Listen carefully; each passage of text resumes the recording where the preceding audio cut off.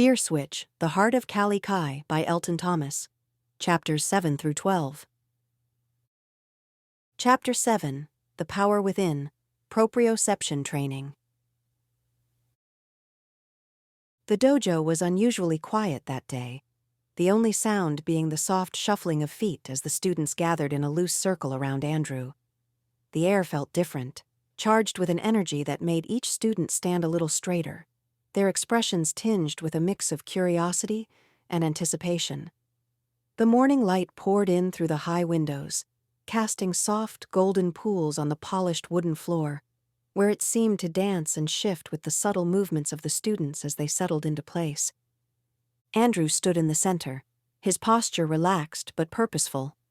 His face was calm, his gaze steady as he looked at each student in turn.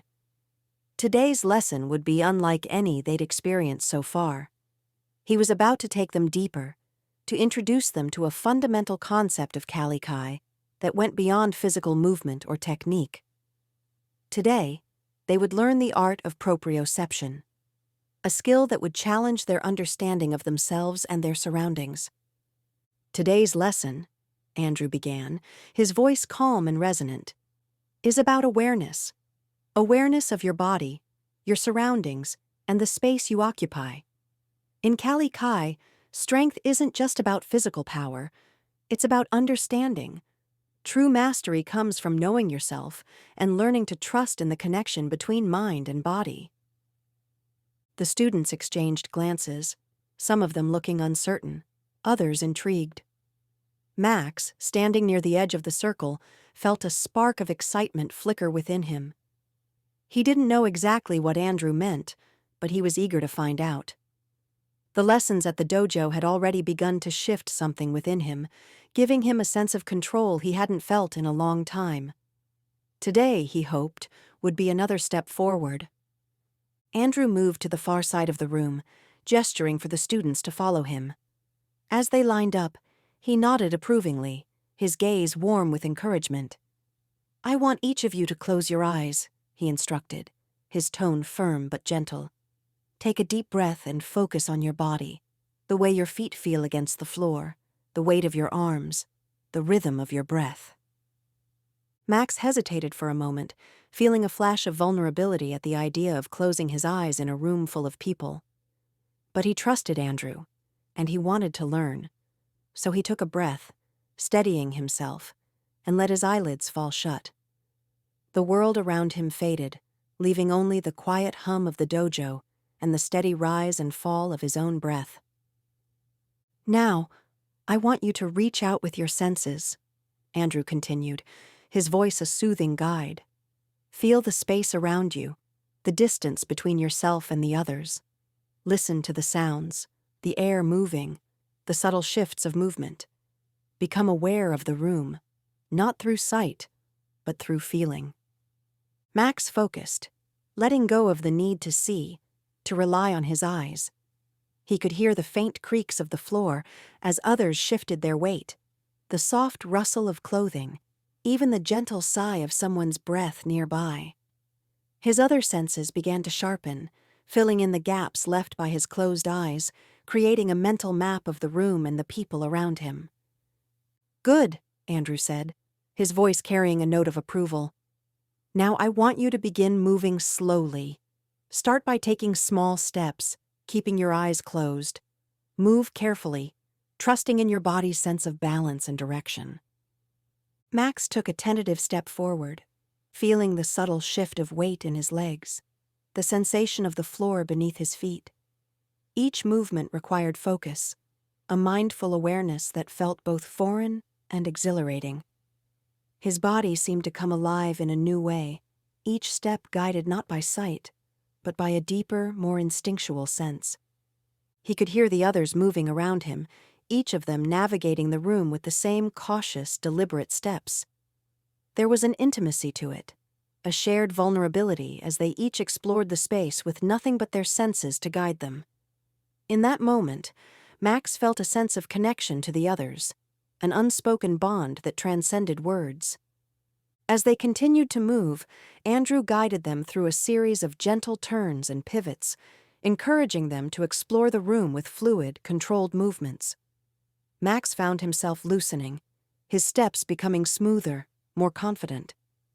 He began to trust in his body, to let go of the need for sight, and rely on the quiet rhythm of his breath, the subtle shifts of his muscles.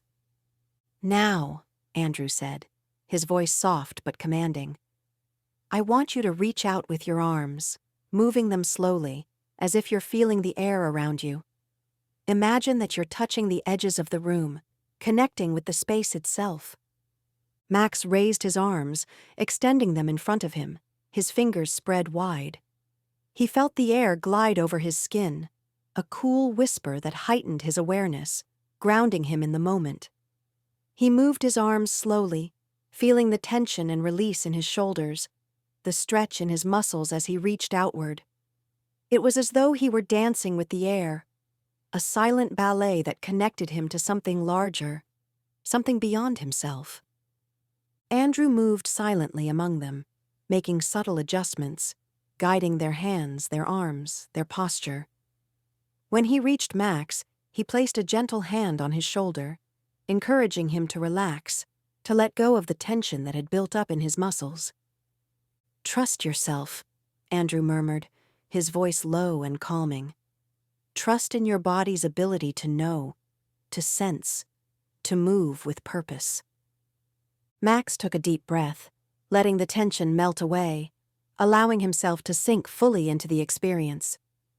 With his eyes still closed, he felt a sense of freedom, a release from the usual constraints of sight and expectation.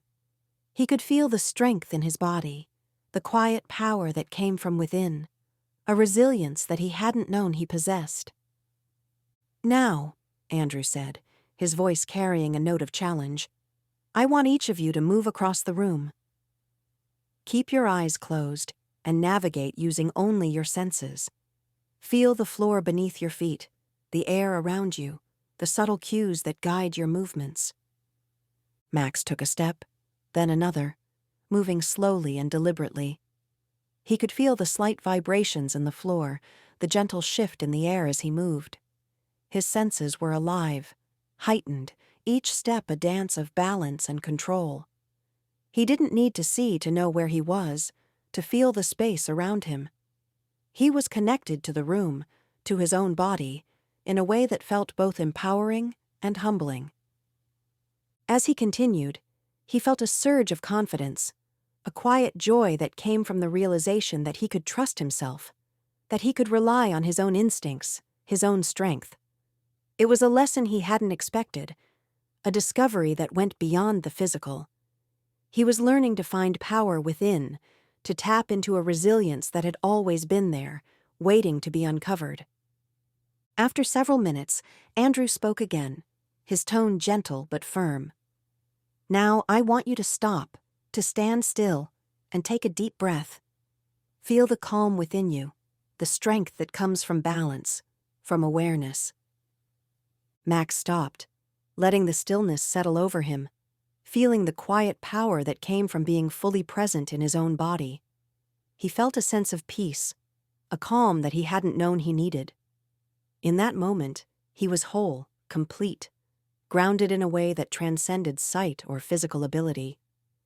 "Open your eyes," Andrew said softly.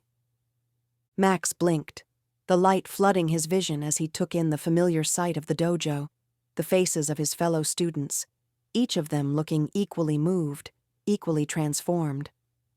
There was a quiet awe in their expressions, a sense of reverence for the lesson they had just experienced. Andrew looked at each of them, his gaze warm and proud. "Remember this feeling," he said, his voice filled with a quiet intensity. "Remember that strength isn't always about force or speed. It's about balance, about awareness, about finding the power within yourself. This is the foundation of cali-kai. The more you trust in yourself, the stronger you will become." Max felt a surge of gratitude, a deep respect for the man who had guided them, who had given them a glimpse of something extraordinary. He looked around, seeing that same respect mirrored in the faces of his fellow students, a shared sense of connection that went beyond words. As they bowed to conclude the lesson, Max felt a newfound sense of purpose, a quiet determination that he would carry with him. He had discovered something profound within himself, a strength that came not from sight, but from a deeper, more powerful place. And he knew that this was only the beginning. Chapter 8. Taking the Leap. Max's Commitment. The dojo was quiet when Max arrived that afternoon, the kind of stillness that seemed to wrap around him, welcoming yet powerful, as if the space itself held a depth he hadn't noticed before. Shafts of sunlight streamed through the high windows, illuminating the polished wooden floor, creating a warm, golden glow that softened the edges of the room. It felt sacred, almost, like a sanctuary where something intangible but vital thrived. Strength, resilience, peace. Max took a deep breath, inhaling the faint scent of wood and sandalwood incense that seemed to linger in the air. He felt the weight of his decision settle within him, a quiet determination that he hadn't expected but welcomed. Today, he would fully commit to cali-kai, to the journey that Andrew had shown him was possible. He had spent the past few weeks coming to the dojo, learning the basics, feeling his way through the rhythm and flow of the sticks, absorbing the teachings of balance and control. But this felt different. Today, he wasn't just practicing. He was choosing to move forward, to dedicate himself to something that gave him a sense of purpose and strength that he had thought was lost forever. Andrew was waiting near the far end of the room, standing in his usual calm, focused posture. His eyes softened when he saw Max enter, a quiet smile playing at the corners of his mouth. He held a pair of cali-sticks, their smooth surfaces glinting faintly in the sunlight. Max walked over, his heart pounding with a mixture of anticipation and excitement. "Ready?" Andrew asked, his voice low and steady, with a warmth that made Max feel both calm and energized. Max nodded, his expression serious but determined. "I am." Andrew handed him the sticks, and Max felt the familiar weight settle into his grip, his hands closing around the hilts with a sense of ownership that was new, grounding. He took a moment to feel the balance, the smooth wood fitting comfortably in his palms. These sticks had become more than just tools. They were extensions of himself, symbols of the strength he was building, the journey he was committing to. "Today," Andrew began, his gaze unwavering, "we're going to take things a step further. Cali-kai isn't just about learning techniques or memorizing movements. It's about connecting, understanding the rhythm of your own body, and trusting yourself. Are you ready to go deeper?" Max looked into Andrew's eyes, feeling the weight of the question, the gravity of what he was asking. He nodded, a fierce sense of determination flaring within him. "Yes, I'm ready." Andrew gave a slight nod of approval and stepped back, assuming a ready stance with his own sticks. He held them by the hilts, his posture relaxed yet focused, an embodiment of the calm power that he taught. Max mirrored his stance, feeling the shift in his weight as he grounded himself, his muscles tensing and relaxing in preparation. "Begin with the basics," Andrew instructed, his voice steady. "Find your rhythm with the flutters." Max took a breath, his fingers tightening slightly around the hilts as he began to move, letting the sticks glide in smooth arcs, flicking his wrists to create a steady, fluttering motion. He could feel the balance of the sticks, the way they responded to the subtle shifts in his hands. His movements were controlled, focused, each arc precise. He was no longer merely imitating. He was finding his own rhythm, his own sense of flow. Andrew watched him carefully, his eyes keen but encouraging. "Good. Now remember, this isn't just about moving the sticks. Feel the movement. Let it connect to your core, to your center." Max nodded, allowing himself to sink into the rhythm, to feel the movement resonate through his entire body. The sticks became an extension of himself, each flick of his wrist sending a ripple of energy through his muscles, grounding him, centering him. He could feel a quiet strength building within him, a power that came not from force, but from control, from balance. After a few moments, Andrew raised one of his sticks, motioning for Max to stop. "Now let's add the flap." Max adjusted his grip, his fingers shifting slightly around the hilt as he prepared for the sharper, more dynamic movement. He took a breath, steadying himself, then swung one of the sticks in a precise, controlled arc, creating a short, decisive flap. The motion was quick, a burst of energy that contrasted with the smooth flow of the flutters, yet fit perfectly within the rhythm he had built. Andrew nodded approvingly. "Good. Feel the difference in the movements, the way the flap adds intensity, a moment of power within the flow. Cali-kai is about balance, but it's also about control, about knowing when to add strength and when to let go." Max continued, combining the flutters and flaps, each movement building upon the last, creating a rhythm that was both powerful and graceful. He could feel his muscles responding, each shift in his stance bringing a new level of awareness, a new depth to the movement. It was as if he were learning not just to move, but to communicate with his own body, to understand its language. After several minutes, Max was breathing heavily, his muscles beginning to ache with the effort. But he didn't stop. He pushed through, focusing on the rhythm, on the sense of purpose that filled him with each movement. For the first time, he felt truly connected to himself, to his own strength, to the journey he had chosen.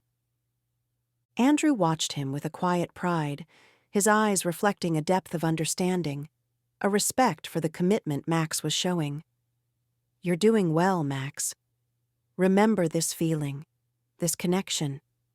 It's what will carry you through, even when things get tough." Max looked up, meeting Andrew's gaze, and nodded, his expression fierce with determination. He knew that this was only the beginning, that there would be challenges ahead, moments of doubt and struggle. But he also knew, in that moment, that he was ready to face them, that he was willing to push forward, to build the strength that Cali-kai promised. As they finished the lesson, Max felt a surge of gratitude, a deep respect for Andrew and the path he had introduced him to. He felt a sense of belonging, a quiet strength that filled the empty spaces within him, a purpose that he hadn't known he needed. For the first time in a long time, Max felt like he was moving forward, not just surviving but thriving, rebuilding himself one step at a time.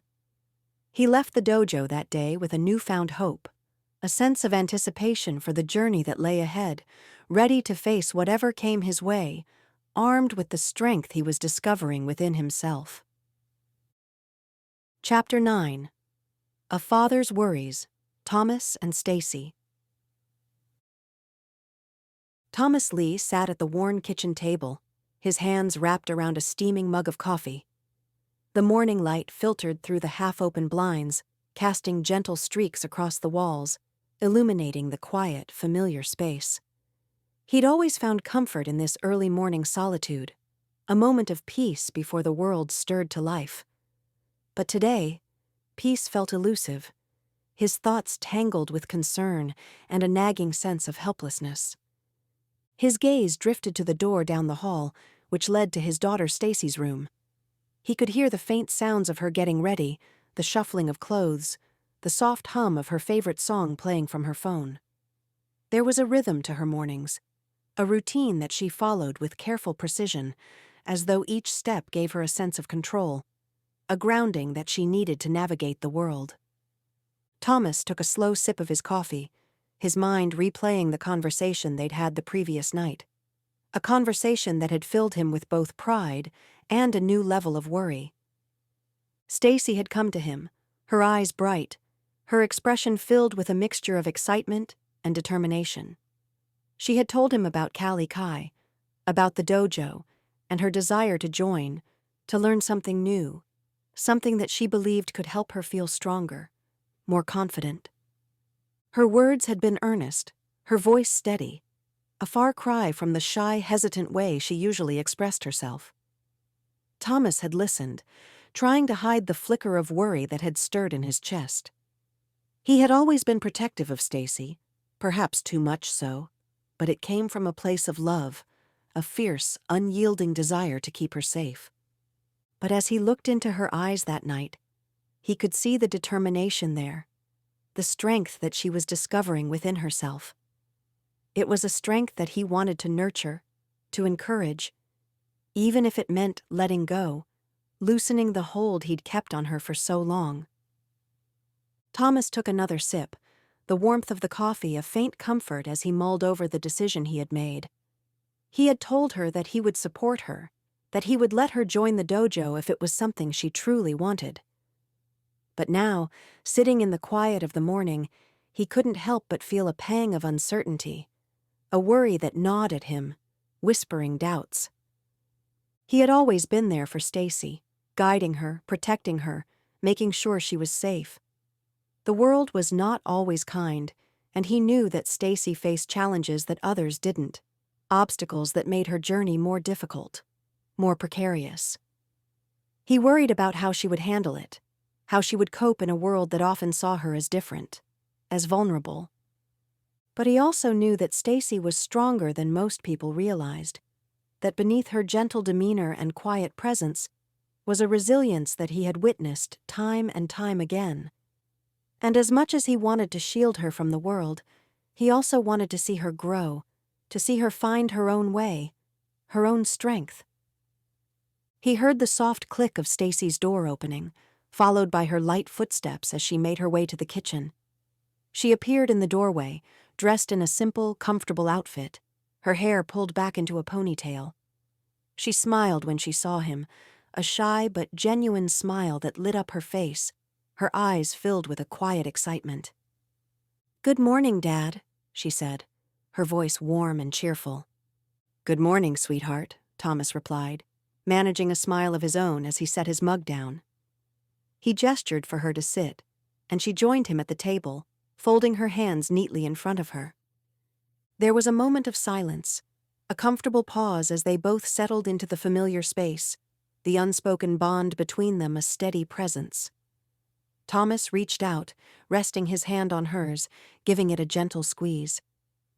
"So, today's the big day, huh?" he asked, his tone light but carrying a note of seriousness. Stacy nodded, her smile widening as she looked down, a faint blush coloring her cheeks. "Yes, I'm a little nervous, but I'm excited too." Thomas felt a surge of pride, a warmth that softened the edges of his worry. He knew how much this meant to her, how brave she was to take this step, to push herself beyond her comfort zone. It was a testament to her strength, a reminder of the resilience that had always been there, even when he had doubted it. "I think it's a great thing," he said, his voice soft but filled with sincerity. "It'll be a new experience, and I think you'll learn a lot. And I'm proud of you for wanting to try something new, something that challenges you." Stacy's eyes brightened, and she gave his hand a small squeeze, her expression filled with gratitude. "Thank you, Dad. It means a lot to me that you're okay with it." Thomas nodded, his gaze steady as he looked into her eyes. "I'll always support you, Stacy. I just want you to know that. And if you ever feel unsure or need anything, you know you can always come to me." She nodded, a softness in her eyes that reflected the deep bond they shared, a bond that had only grown stronger over the years. She was his heart, his reason for everything, and he knew that as much as he wanted to protect her, he also had to let her find her own path, her own strength. As they finished their breakfast, Thomas felt a sense of calm settle over him, a quiet acceptance that eased the edges of his worry. He knew that the road ahead might not be easy, that there would be challenges and moments of uncertainty. But he also knew that Stacy was ready, that she had a strength within her that would guide her, that would help her find her way. And as they left the house heading toward the dojo, Thomas felt a sense of hope, a quiet confidence that Stacy would not only find strength in Cali-Kai, but also in herself. He had made the right choice, and he would be there to support her every step of the way, a steady presence in her journey of growth and discovery. Chapter 10. Kindred Spirits, the Bond Between Max and Stacy. The sun was setting as Max and Stacy sat on a low stone wall outside the dojo, where the final glimmers of daylight cast a warm, golden hue over the quiet street. They had just finished another session of cali-stick, and the comforting soreness of tired muscles was a shared reminder of the effort they had put in. The air was cool, carrying a gentle breeze that ruffled their hair and filled the silence between them with a sense of quiet camaraderie. Max glanced over at Stacy, who was sitting with her hands folded in her lap, her gaze fixed on the sky, watching as shades of orange and pink melted into the deepening blue of twilight. She looked peaceful, a small, thoughtful smile playing at the corners of her mouth. He could see the calm in her eyes, a sense of contentment that he hadn't seen in many of his other classmates. For Max, being around Stacy was like a breath of fresh air. She didn't hide her emotions behind walls of bravado or pretense. She was genuine, open, and honest in a way that made him feel he didn't have to pretend either. "Hey," he said softly, breaking the comfortable silence. Stacy turned to him, her expression brightening with a gentle smile. "Hey." They sat in silence again for a few moments, the unspoken connection between them growing stronger with each passing second. Max wanted to say something meaningful, something that acknowledged the bond they had begun to build over the past few weeks, but he wasn't sure where to start. Finally, Stacy broke the silence, her voice quiet but steady. "It's kind of nice here, isn't it? The dojo. I mean..." Max nodded, a small smile tugging at the corners of his mouth. "Yeah, it's different from other places. Feels calm. Safe." She glanced at him, her gaze thoughtful. "That's how I feel, too. It's like, when I'm here, I don't have to be anyone but myself." Max felt a pang of understanding, an unspoken recognition that went beyond words. He nodded, his gaze drifting to the ground as he let her words sink in. "I get that. I mean, out there it's different. People look at you, make assumptions. Here, I don't feel like an outsider." Stacy smiled softly, nodding as she looked down, tracing small circles on the stone wall with her fingertip. "Sometimes I feel like people see me as just, different. They don't get to know me, the real me. They just see what they want to see." Max felt a surge of empathy, a deep understanding of her words. "Yeah, I know what you mean," he replied, his voice barely above a whisper. "Ever since the accident, I feel like people don't see me the same way. Like they see my leg and make assumptions. Some people think I'm broken, that I can't do the things I used to do." Stacy looked at him with a mixture of sympathy and understanding, her gaze soft but intense. "You're not broken, Max. You're strong. Stronger than most people realize." Max looked down, feeling a warmth spread through his chest, a quiet sense of gratitude for her words. "Thanks, Stacy. That means a lot." He hesitated, then added, "Sometimes I feel like I've lost something. Like a part of me is gone. And I don't know how to get it back."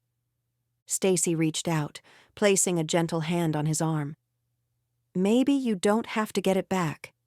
Maybe you're finding a new part of yourself." He looked at her, his gaze thoughtful, her words resonating with him in a way that he hadn't expected. "Maybe you're right. I never thought about it like that." They fell into silence again, the gentle breeze brushing past them as the first stars appeared in the darkening sky. After a moment, Stacy spoke, her voice soft, almost hesitant. I used to be scared of going outside. People would stare at me, whisper, sometimes even laugh. It made me feel small, like I didn't belong." She paused, her gaze distant, as though lost in the memory. But one day, I decided I didn't want to feel that way anymore. I wanted to be strong, to be confident. So I started doing little things, going for walks, talking to new people, even if it scared me. And slowly, it got easier. Max listened, his heart aching with empathy for the challenges she had faced, the strength it must have taken to keep going, to keep trying even when the world made it difficult. "That's brave," he said, his voice filled with admiration. "It's not easy to face things like that, to put yourself out there." Stacy smiled, a hint of pride in her expression. "I still get scared sometimes, but I've learned that it's okay to be scared. It doesn't mean I'm weak. It just means I'm human." Max nodded, a quiet respect for her courage settling over him. "I wish I could be like that. I still get frustrated. Sometimes I feel like it's all too much, like I'll never be who I used to be." Stacy's expression softened, her gaze filled with understanding. "You don't have to be who you used to be, Max. You can be whoever you want to be right now, in this moment." Her words hit him like a revelation, a new perspective that he hadn't considered. He looked at her, his gaze filled with gratitude, a sense of connection that went beyond words. "Thank you, Stacy. I think I needed to hear that." They shared a quiet smile, a moment of understanding that needed no explanation. In each other they had found a friend, a kindred spirit who understood the unspoken struggles, the quiet battles they fought every day. Together, they were stronger, their friendship a source of solace and strength that gave them both the courage to keep going, to keep moving forward, even when the path seemed uncertain. The last light of day faded, leaving them in the gentle embrace of twilight. Two friends bound by the quiet strength they had discovered within each other. And in that moment, Max knew that he was not alone, that he had found a friend who would stand by him, a friend who understood, a friend who would help him find the strength to face whatever lay ahead. Chapter 11. Beyond Sight, Strength in Every Sense. The dojo was bathed in the soft, diffused light of a cloudy morning, casting a gentle glow over the polished wooden floor. There was a hush of anticipation in the air as the students gathered in a circle, their expressions a mix of curiosity and quiet determination. Today, Andrew had promised to take them deeper into proprioception training, a skill that many of them had only begun to understand. But they all sensed that today's lesson would push them further, challenging not only their bodies, but their perceptions and assumptions as well. Max and Stacy stood side by side, each gripping their cali-sticks by the hilts. They exchanged a glance, a silent affirmation of the bond they had built, the support they found in each other's presence.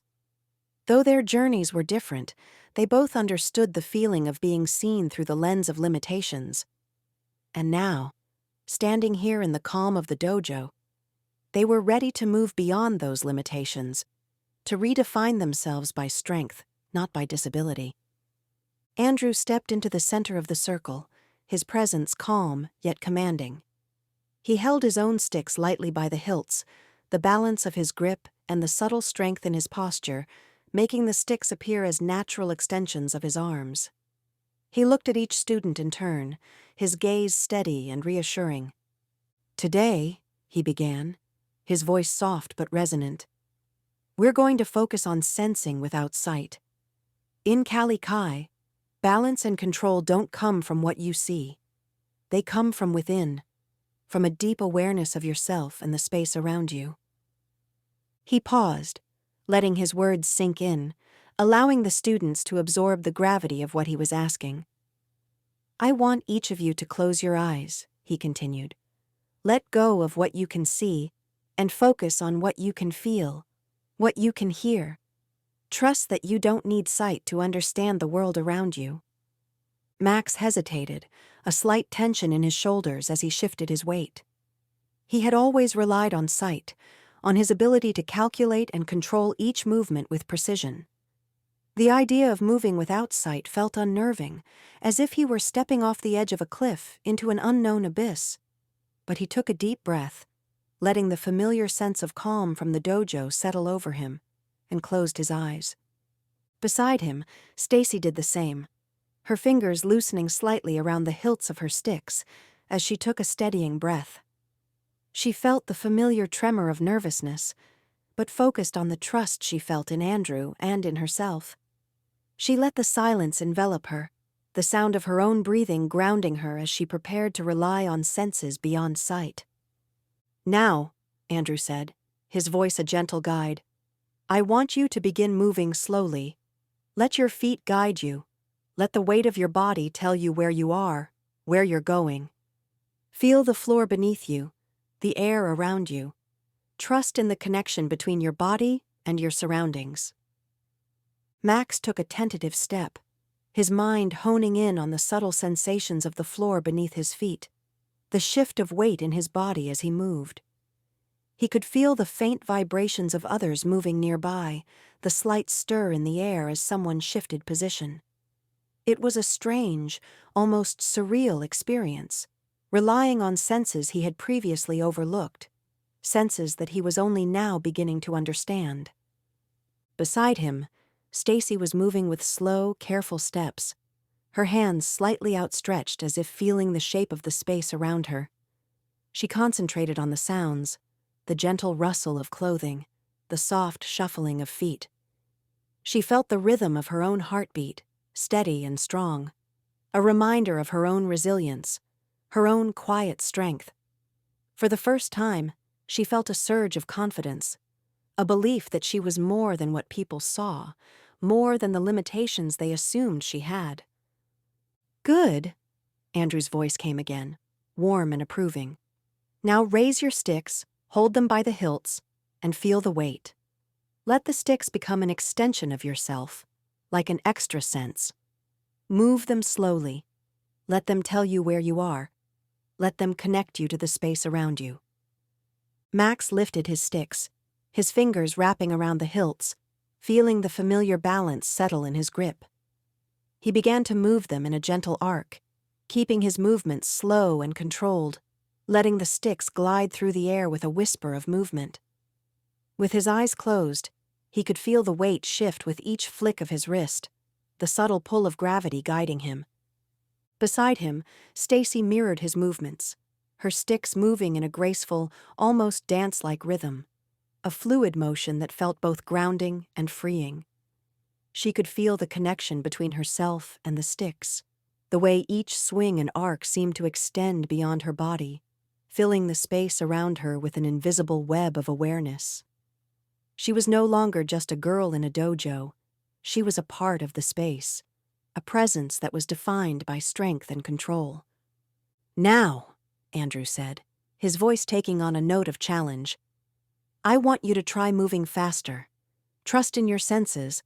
Let go of hesitation. Trust that your body knows what to do." Max tightened his grip on the hilts, his heart pounding with a mixture of excitement and apprehension. He took a deep breath, steadying himself, and then began to move, his sticks slicing through the air with a newfound confidence. He could feel the energy building within him, a flow that came not from sight, but from an inner connection he hadn't known was there. He pivoted, his body twisting as he swung the sticks in a precise arc, the motion smooth and controlled. He could feel the air shift as the sticks moved, the weight of each swing grounding him, guiding him. It was as though he were dancing with an unseen partner, each movement a conversation between his body and the space around him. Stacy was moving beside him, her own rhythm steady and graceful. She felt a thrill of excitement as she moved faster, the sticks a part of her, an extension of herself. She spun, her feet light and sure, each step a testament to her newfound confidence. She didn't need sight to feel strong, to feel in control. She could sense Max's presence beside her, the shared rhythm of their movements creating an unspoken bond, a silent affirmation of their strength. Andrew watched them, a quiet pride shining in his eyes. He could see the change in them, the confidence that radiated from their movements, the way they had begun to trust in themselves, in their own resilience. He knew that they were beginning to understand, to see that their disabilities did not define them, that their strength came from within, from a place that was untouched by limitations. After several minutes, he signaled for them to stop, his voice soft but filled with respect. "Open your eyes." Max and Stacy blinked, the familiar sight of the dojo flooding their vision. They looked at each other, a shared understanding passing between them, a recognition of the journey they had embarked upon together. In each other, they saw not only a friend, but a mirror of their own strength, a reminder that they were more than their struggles, more than the limitations the world had placed upon them. Andrew stepped forward, his gaze warm as he looked at each of them in turn. "You all did well today. Remember that strength isn't defined by what you can see, or even by what others see. True strength comes from knowing yourself, from understanding that you are more than the challenges you face." Max felt a surge of pride, a quiet strength that filled him with a sense of purpose, a belief in his own potential. He looked down at the sticks in his hands, feeling the weight, the connection he had built with them, the confidence they had given him. For the first time, he felt free from the shadow of his injury, free from the limitations he had once believed defined him. Beside him, Stacy stood tall, her posture relaxed yet filled with a newfound grace. She no longer felt the need to hide, to make herself small. She was strong, she was capable, and she was ready to face whatever challenges lay ahead. As they bowed to conclude the lesson, Max and Stacy shared a quiet smile, a silent promise to support each other, to remind each other of the strength they had discovered. And as they left the dojo that day, they carried with them a new understanding, a belief that they were defined not by their disabilities, but by the strength that lay within them, a strength that would guide them through whatever lay ahead. Chapter 12.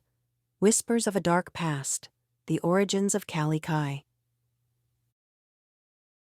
The students gathered in a semicircle on the dojo floor, their expressions a blend of curiosity and anticipation as they waited for Andrew to begin. The usual rhythmic clatter of sticks and low murmurs had faded, leaving an almost sacred silence in its place. Andrew stood in front of them, his gaze distant, as though he were looking through time itself. His posture was calm, his hands resting loosely on the hilts of his cali-sticks, which he held with a reverence that hinted at a deeper story. Max shifted slightly, glancing around at the other students. He could feel the tension in the room, the weight of unspoken questions hanging in the air. They had all felt it, the hint of something more in Andrew's teachings, an unspoken gravity that set Cali-Kai apart from other martial arts. They had come to trust Andrew, to see him as a mentor, but today felt different. There was an intensity in his eyes, a silent command that made each of them sit a little straighter, listen a little closer. Andrew took a slow breath, his gaze steady as he looked at each student in turn. His voice, when he spoke, was soft but resonant, carrying a depth that hinted at the gravity of his words. "Today, I want to tell you about the origins of Cali-Kai," he began, his tone both somber and reverent. "To truly understand what you're learning, you need to understand where it comes from, and what it once was." The students leaned forward, their attention sharpened, captivated by the hint of mystery in his words.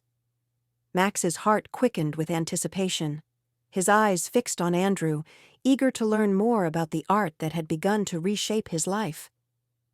"Cali-Kai," Andrew continued, "is derived from an ancient martial art known as eskrima. It was developed centuries ago, in a time and place where conflict was a way of life, where survival often depended on one's ability to defend oneself." He paused, his gaze distant, as though recalling memories from another lifetime. Eskrima was designed for battle, for survival in brutal, unforgiving circumstances. Its techniques were honed not for peace, but for war. A ripple of unease passed through the students, a shared sense of gravity settling over them as they absorbed the implications of his words. Stacy's eyes widened slightly, her gaze fixed on Andrew, a mixture of awe and concern flickering in her expression. Andrew continued, his voice growing softer, more introspective. In its original form, eskrima was a deadly art. Its practitioners were trained to strike with precision, to disarm or disable an opponent in seconds. Every movement, every technique was designed to maximize efficiency, to exploit vulnerabilities.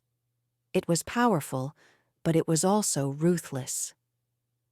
Max felt a chill run down his spine, the image of this deadly art contrasting starkly with the peaceful, disciplined practice they had come to know. He couldn't reconcile the idea of cali-kai with the brutal origins Andrew described, and yet he sensed that this story was a part of the art's very essence, a part of its soul. Andrew looked down at his hands, his grip on the hilts tightening slightly. But over time, eskrima changed. Some practitioners began to see beyond its violent purpose. They began to seek a different path, a way to preserve the discipline without the destruction. He paused, his gaze shifting to the students, his expression solemn. And so, a few of these practitioners sought to transform eskrima, to strip it of its brutality, and build something that was not just about survival, but about inner peace, resilience, and balance. That was how cali-kai was born. The students listened in rapt silence, each of them feeling the weight of this transformation, the journey of an art once born of violence, now molded into a practice of peace. There was something powerful in this evolution, something that resonated with each of them on a personal level. Andrew looked at Max, his gaze holding a quiet understanding. To many, it may seem contradictory, a deadly art becoming a path to peace. But true strength is not in violence. It's in the choice to pursue peace, even when you have the power to harm. Cali-kai retains elements of eskrima, not to encourage violence, but to teach control, to remind us that we hold both peace and power within us.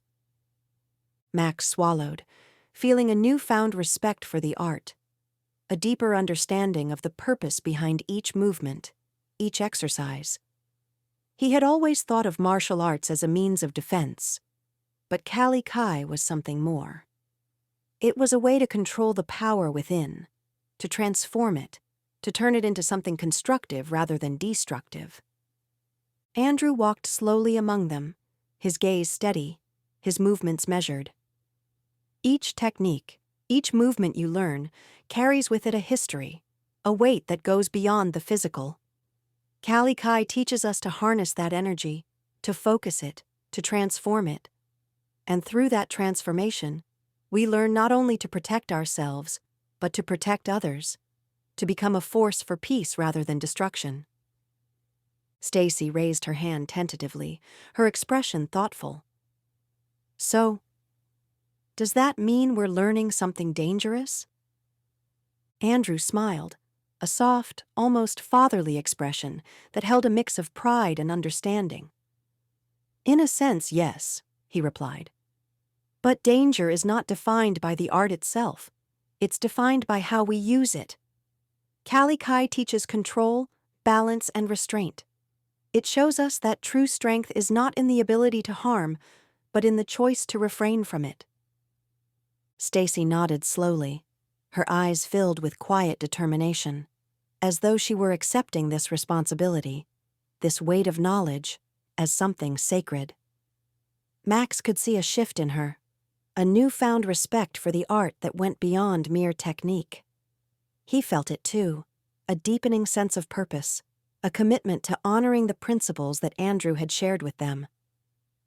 Andrew returned to the front of the room, his posture relaxed yet radiating a quiet power. He held his cali-sticks by the hilts, lifting them slowly as he demonstrated a series of controlled, precise movements. His body moved with a grace and ease that spoke of years of dedication, each motion flowing seamlessly into the next. These movements, he said, his voice steady, are remnants of the old art. They were once strikes, blocks, maneuvers intended to disarm or disable. But in cali-kai they become something different. They are expressions of balance, of focus, of control. They remind us of the strength within us and the responsibility we hold to use that strength wisely. The students followed along, their movements slower, more thoughtful, each swing and arc carrying a weight, a purpose that went beyond mere form.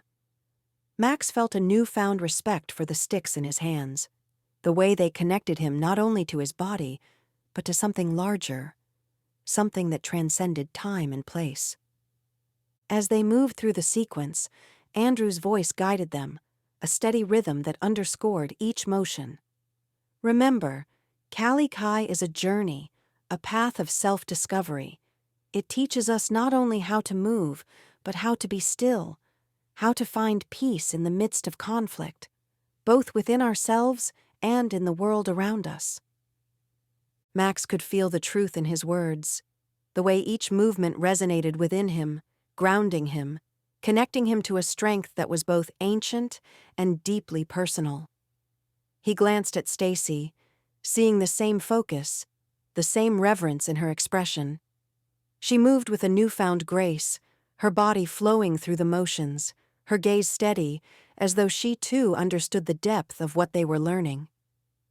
When the lesson concluded, Andrew gathered them once more, his gaze warm with pride and respect. Cali-kai is more than a martial art. It's a choice to walk a path of peace, to use the strength within you, not for violence, but for understanding, for resilience, for growth. Remember that as you continue your journey. The students bowed, a silent acknowledgement of the weight of the lesson, the respect they held for Andrew, and the art he had shared with them.